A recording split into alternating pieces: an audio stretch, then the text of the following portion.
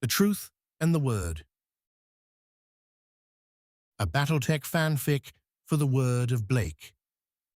By E.S. Wynne. The day that I was made an acolyte of the Word, 3 adepts led me and 5 others into a dark room and dressed us in red-hemmed robes. A photograph of Conrad Toyama was placed on a chair at the front of the room, and as the 3 adepts turned to face the photo, they clapped, and we clapped along with them. One by one, we were led up to the photo to make our vow. I was the second, and I watched the first acolyte nervously stammer through the words of his oath. I would not be so hesitant. All I had ever known was the word. My entire life had led to this moment, this room, this oath. I remember looking into Conrad Toyama's smiling eyes as I swore that I would always walk within the light of Blake, and that I would always live my life in service to the Word as we worked to bring peace to the inner sphere. I was 16 when I took that oath. I was nothing more to the Word of Blake than a green, Grade 1 acolyte chasing the coolant trucks across the tarmac and spraying the mud off the feet of the still-steaming mechs with a pressure hose. I didn't even have a name. I had a number, SBT11722. I was stationed at Statesboro Base, a minor support facility less than 150 kilometers from Hilton Head, but I might as well have been on the other side of the inner sphere for all that we saw or knew of what was really going on under that island. I believed in the Word, not just the organization, not just ROM, but the Word itself. I didn't need anything else. Anything else would just have been a distraction. I believed in our mission. I believed in peace. And I believed it when my superiors told me that we were meant to be the ones to bring that peace to the war-torn planets of the inner sphere. Our victory over the squabbling great houses that had been fighting each other for centuries was ordained. It was written in the stars themselves. We could not fail, for we had the spirit of Jerome Blake on our side. We were the embodiment of all that he stood for. We were the chosen ones who would finally put an end to the succession wars and usher in a new golden age where everyone would be free and prosperous. A future without war. That's what we were promised. That's what we were told we were working toward.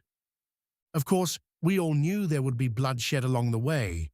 Greedy leaders, war barons made fat by monstrous defense contracts. These were the enemies we were fighting to free the people from. No one rational or even reasonable would choose to reject the Word. Only those who profited from war could resist the peace that we sought to bring to all of the worlds of the sphere. That was what we were told. Those were the words that were handed down to us when our supervisors led us in prayer.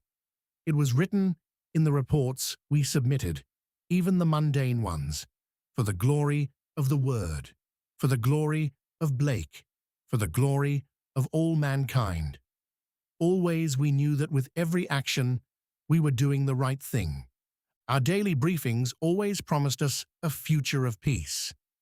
The vid reels our superiors showed us in darkened mess halls.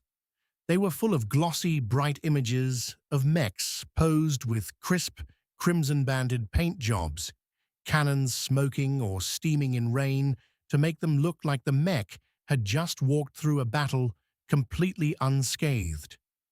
The first time I ever saw a TYM-1C Toyama was during one of these briefings, and I remember marveling at the sleek upgrade of the original chassis, that shining, multi-function platform that embodied our crusade into the stars, the holy war that we were destined to win.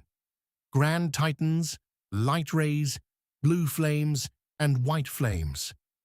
I saw them all on the vid-reel briefings. As I watched the recordings of these mechs ripping apart hordes of patchwork tanks with their lasers and cannons, I remember feeling such a surge of pride, with such wonders of technology, with the blessings of Blake on our side. How could we not win? How could we not unite the inner sphere and put an end to war forever? Even the clans could not stand against us, my superiors would say, painting for me a mental picture of a future where the whole of the inner sphere stood united, led by the word, blessed by Blake, with the clans kneeling obediently at our feet. What I didn't know, as a grade 1 acolyte, was how poorly the war was really going for us. What I didn't know was how much the inner sphere hated us. Jihad, they called our march across the stars, but it was a word I never heard at Statesboro Base. It was only much later that I learned that outside of the base, the news was full of reports of indiscriminate orbital nuclear bombardments perpetrated by zealots of the word of Blake. If nukes were ever mentioned around me at Statesboro, it was only in the hushed tones of the fearful whispering between bunks in the barracks at night. We were more afraid of them being used on us. Never once did I believe we might already be using them on others. At some point, the daily briefings became shorter. The mechs showcased on the vid reels started to look less like parade pieces and more like workhorses pushed to their limits by worlds that resisted the word against their own best interests. I knew enough from working on the tarmac to be able to recognize the telltale signs of field refits and patchwork repairs, even as carefully hidden as they often were. There were quirks you could see in the footage too. The shake of a hand actuator that spoke of a mech rushed out to the field with autocannon shrapnel still embedded in the myoma bundles at the knuckles. The rust and scarring where coolant leaks had discolored the trim on a hastily replaced section of torso armor was another quirk I sometimes spotted, and every time I saw something like that, it made me wonder. It made me nervous. I rationalized it all away by telling myself that these were just mechs from the front lines, mechs piloted by the heroes, bringing the word to the bitterest and most war-torn worlds of the sphere. But thinking about those sloppy field modifications still kept me up at night. Even back then, some part of me knew our campaign to pacify the inner sphere wasn't going as smoothly as the adepts above me were saying it was. The day the hopeful vid-reel briefing stopped was the day that Devlin Stone's coalition brought the hammer down on terror. Statesboro Base was insane with activity that day, and I put in 3 shifts back to back while we kept the mechs and tanks rolling out to face the invaders. I didn't know what was going on. I just knew it was bad. I knew enemy forces who rejected the peace of the word had set down on our holy terror, sowing chaos and destruction as they went. I gave every breath and every drop of sweat I could there on the tarmac that day in service to the word. How could I not? How could I live with myself if I did anything less than my level best in the face of an invading force of barbarians who wanted nothing more than to sunder all of the peace we had tried to build? At some point, my supervisor stopped me and ordered me to take a break. The instant I sat down with a packet of food paste to eat, I fell asleep. Dawn woke me, cold and cloudy, and when I went out onto the tarmac to see what of our forces had come back for maintenance, I saw nothing. The field was abandoned. None of our mechs, our tanks, or our aerospace assets had come back. Nothing of what I knew was left. I think I wandered around Statesboro Base for an hour or so. I can't say. I couldn't find anyone, and the longer I walked, half dead, with hunger and fatigue, the more dreamlike the whole experience became.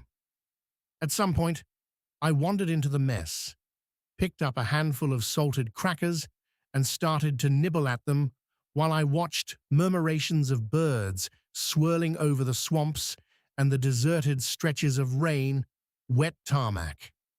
In the distance, in the direction of Hilton Head, I swore I could hear the quiet thumping of ordnance, artillery, or missiles maybe. At this range, I couldn't tell. The enemy could be close. Surely was just over the horizon, but I was too tired to be terrified. I wandered through the offices and control rooms, finding nothing, no one. When I finally stumbled across my supervisor, he was frantic, shoving C-bills into a bag and muttering to himself. Desperate, I tried to quote Blake's own words at him, tried to put my hand on him and reassure him with the blessings of the word, but nothing seemed to calm him any more. The look my supervisor gave me, as he pressed the grip of a sunbeam laser pistol into my hands, was panicked and feral. I don't even remember his parting words. I was so shaken by his expression. Forsaken. That's what I think he said. We have been forsaken. I spent the rest of the day waiting, eating crackers and wondering if new orders would come down or if missiles would rain upon the base first. I watched as my supervisor commandeered a jeep and cut out through the swamplands, his bags packed to the brim with stolen C-bills. Dusk came, and with it, a few others stumbled in from the hangars to sit with me, to watch the sun sink into the trees while we waited for death, for victory, for whatever Blake had ordained should happen now, in this final, desperate hour. I didn't fight when Stone's coalition forces took the base. I had abandoned the Sunbeam on a crate, and I had run out of crackers, sharing them with the others who sat with me. We raised our hands in surrender when the lance of Manticore tanks flying Lyran colors parked on the tarmac, and the infantry supporting them swarmed us. There were maybe 40 of us acolytes left to round up on the whole of Statesboro base. All of us teenagers, all of us green, all of us first-level technicians, abandoned by our commanding officers. There was no fight left in any of us. There was no reason to resist. In a matter of days, everything we knew had crumbled to nothing.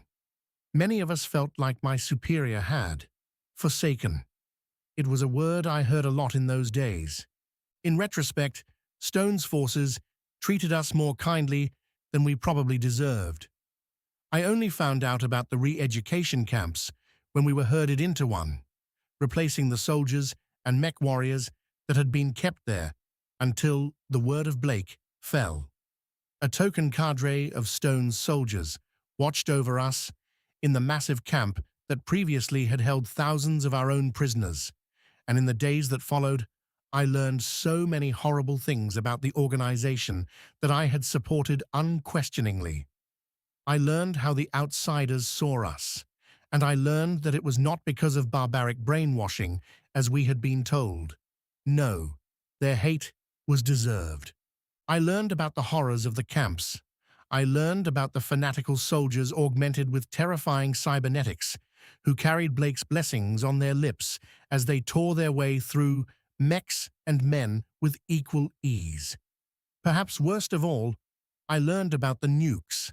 I learned about the devastation the word had wreaked on Tharkad and New Avalon. In the daily briefings that Stone's soldiers made mandatory in the days that followed, I saw the footage of the burned-out city centers, the cruelty of the Blakist mechs that haunted the ruins, exterminating survivors indiscriminately. Every mech that bore the colors I recognized as belonging to the word was portrayed in a light I'd never seen before. Horrific tools of a holy war that left a trail of blood and ash in its wake. For days afterward, I was consumed with guilt. For days, weeks, I tossed and turned in my regulation cot and stumbled through the duties the coalition gave us while they kept us contained in the slowly shrinking re-education camp. My dreams were full of fire, full of screams, and I knew that even the small part I had played in all of it had fueled something evil, something twisted, something that Jerome Blake himself would have condemned were he still living and walking among us. After a few months, after the fall of the Word and the collapse of Hilton Head under a hailstorm of nuclear fire, we were moved to another base in the Midwest. Room was made for us in our own barracks unit, and we were told to wait. I spent most of the week that followed staring out of my room's only window, watching the birds circle and turn beneath the heavy clouds, wondering where people like my supervisor went, wondering if he escaped off-world, wondering if some remnant of the Word was perhaps still alive out there, still fighting, still as ignorant as I had been of the evil we had perpetuated in the name of Blake. When the soldiers came for me, they came for all of us. I remember standing outside my room, facing the wall with my hands behind my head, while all of us waited for the instruction to move. I was herded into a dark room with a dozen others and again told to wait. The soldiers who had led us to the room left, and when they returned, there was a woman with them, holding the photograph of Konrad Toyama that I had sworn my oath to. Dark feelings roiled up within me as I looked at that photograph, feelings of rage for what we had been a part of, feelings of despair for the promised future of peace that we'd lost, that had been taken from us. I hated the smile on Toyama's face now. Seeing it didn't raise my spirits like it used to. It didn't strengthen my resolve. Instead, it almost looked like he was mocking us. His smile was a death's rictus, the toothy, skeletal leer of the death of the Word, and all that we had stood for, all we had been trying to achieve. When the woman put the photo on the floor and instructed us to spit on it, to stomp on it and curse at it, I was more than happy to do so. It was shocking afterward, realizing how much I had changed, how much the truth had changed me. The whole thing was a test of loyalty, I realized later. Only one of us refused to sully the photo of Toyama, and she was promptly led out behind the building and shot for it. The rest of us were led to another room, a dark room where a photo of Devlin Stone had been placed upon a chair. All of the officers of the coalition that were in the room with us turned to face the picture and clapped. I knew the routine. I knew what would keep me alive. I looked at the photo of Stone, and I clapped along with them. One by one, we all took an oath of allegiance before the photo of Devlin Stone. As we had done with the photo of Konrad Toyama before, we looked into Stone's piercing eyes and swore that we would always serve the orders of Exarch Stone, that we would always live our lives in service to the Republic as we worked to bring peace to the inner sphere. When our oaths were sworn, 3 men in ceremonial uniforms gave us citizenship papers, gave us names, coveralls, and a little book to read that looked similar to the book of Jerome Blake's writings I still kept with my things. I kept my head down. After that, I said my prayers in private, and I did what I could to blend in. There were mechs to be maintained. There were coolant trucks to chase across the tarmac. There was a cause to be served. But I didn't feel like I was part of something greater anymore. I didn't feel like I was participating in something grand that would bring humanity into some golden age that lay waiting just over the cosmic horizon. My supervisors told us that we were working toward peace, but all I could see were the battle mechs we maintained, the war machines built to deal death, and nothing more. We were in the service of a different master, claiming that this new cause was the right one, the just one, the one that would finally bring lasting peace to the inner sphere. After everything that had happened, after everything I'd seen, everything I'd lived through, I found the words impossible to believe. To their credit, the Republic never tried to hide the truth from us the way that the Word had. Having the horrors of war put on display at our morning briefings was new, but it did nothing to assuage the guilt I felt for playing any part, however small, in this fresh crusade that was killing others in the pursuit of peace. Seeing the mechs we maintained carve their way through the Chaos March in the name of a man I had only ever seen in photographs did nothing for my belief in the cause. Stone was exactly that. He was a man whose words were chosen for him, a man whose words were interpreted by my supervisors and handed down to me as edicts. I never said it out loud, but even still, sometimes I find myself wondering if Stone really was any better of a man than Conrad Toyama, or if he was just a different dictator wearing a different color of uniform and carrying a different title. Maybe they're all like that. The House Lords, the leaders of each planet, and each band of mercenaries, plying their trade of violence across the span of stars.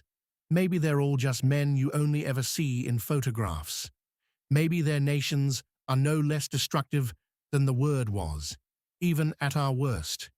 Maybe their war crimes are no less horrific than those perpetuated in the name of Conrad Toyama and Jerome Blake. Maybe each day we fall further from the hope of attaining a lasting age of peace than we have ever fallen before.